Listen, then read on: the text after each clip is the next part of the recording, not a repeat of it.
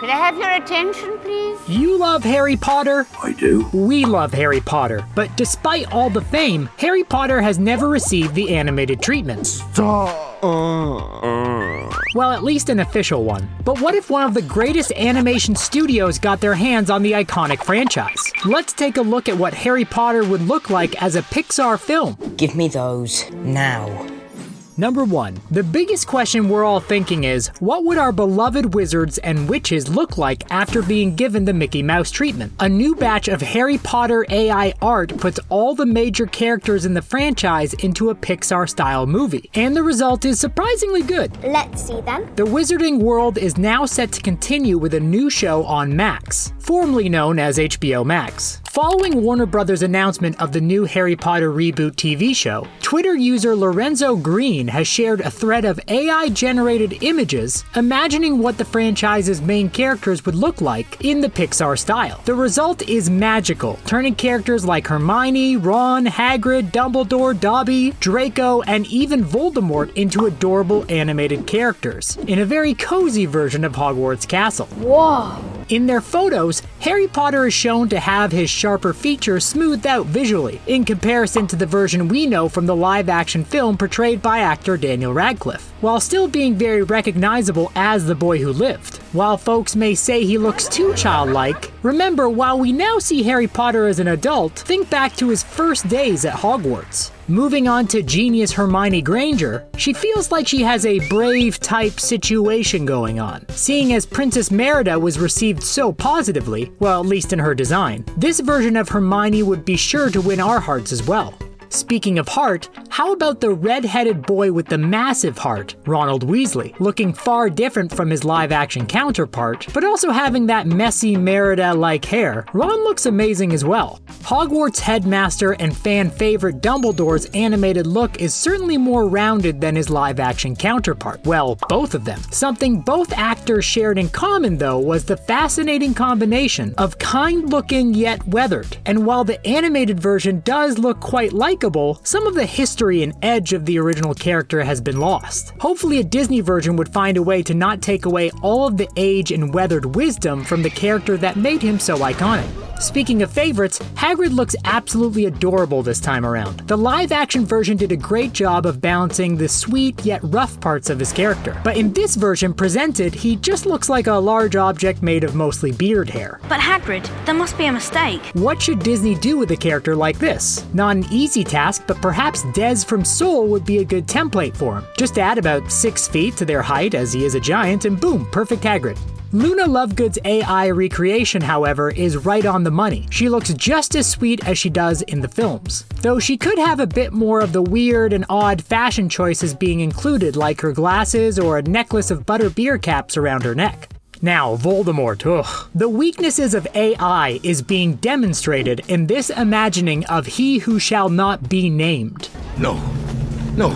He looks more like Gollum from Lord of the Rings than the Dark Lord portrayed by Ralph Fiennes. For a more accurate idea of what Pixar should do with the Dark Wizard, imagine, if you will, Randall from Monsters, Inc. Snake-like, villainous, and sneaky. Also super racist. He's vile and cruel, and you're pathetic.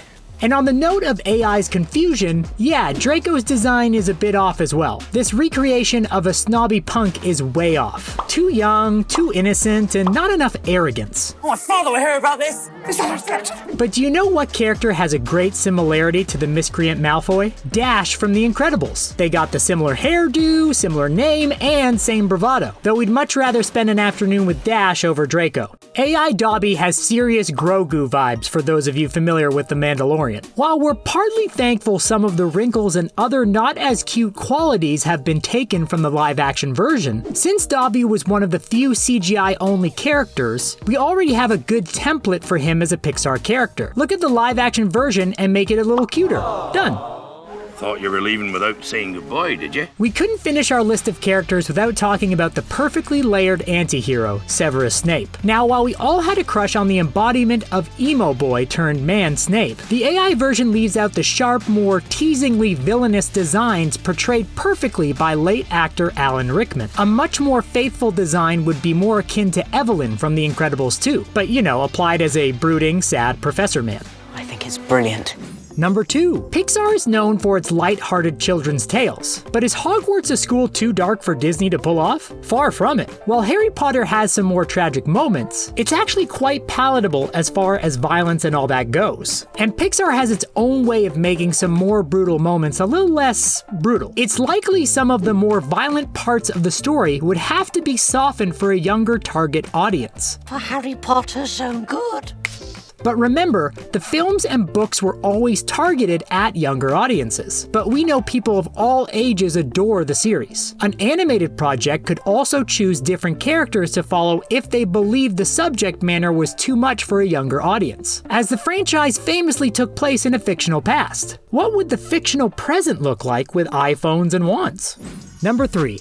The Harry Potter books were a massive hit, building out a magical world with characters that captivated children and young adults around the globe. This world that the author built was then brought to life in live action to great effect, capturing the sense of magical wonder and excitement in an engaging way, despite the limited runtime. It's these memorable characters and unique worlds that make the prospect of an animated Harry Potter movie an enticing one, with animation being able to pull off things live action cannot, especially given the state-of-the-art technology we have today, compared to the first film's debut in 2001. Although Hogwarts later becomes a major battleground for the final showdown against Voldemort, in the first handful of Harry Potter movies, the castle manages to be both warm and inviting, mysterious and dangerous. These qualities make Hogwarts a prime location to set an animated adventure. Later Harry Potter movies become much more serious in tone as Harry, Ron, and Hermione grow up, but an animated movie following the younger versions of these characters, or a cast of other wizards in the same world, could retain more of that sense of childlike wonder. That being said,